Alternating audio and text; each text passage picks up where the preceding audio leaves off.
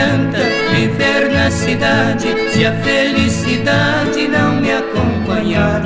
Adeus, Paulistinha, do meu coração, lá pro meu sertão eu quero voltar.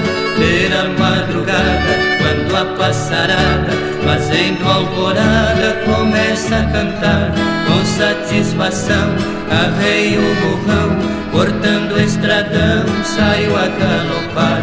E vou escutando o gado berrando, sabiá cantando no Jequitibá.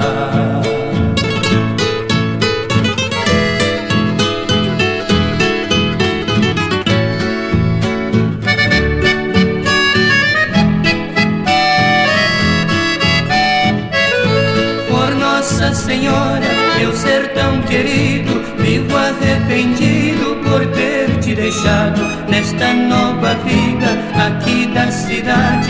De tanta saudade eu tenho chorado. Aqui tem alguém, diz que me quer bem, mas não me convém. Eu tenho pensado e digo com pena, mas esta morena não sabe o sistema em que fui criado. Tô aqui cantando, de longe escutando, alguém está chorando com o rádio ligado.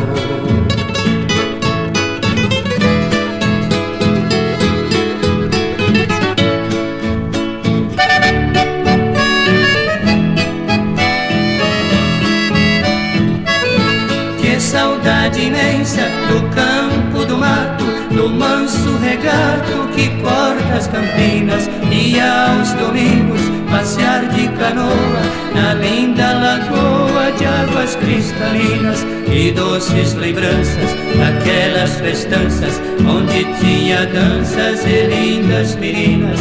Eu vivo hoje em dia sem ter alegria, o mundo judia, mas também ensina. Estou contrariado, mas não derrotado, eu sou bem guiado pelas mãos divinas.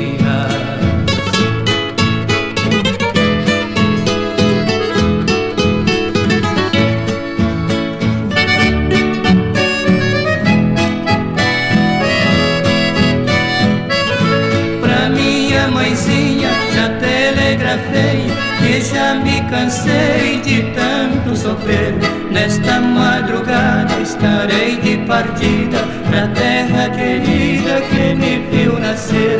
Já ouço sonhando, o galo cantando, o iambu piando no escurecer. A lua prateada clareando a estrada, a relva molhada desde anoitecer. Eu preciso ir pra ver tudo ali, foi lá que nasci, lá quero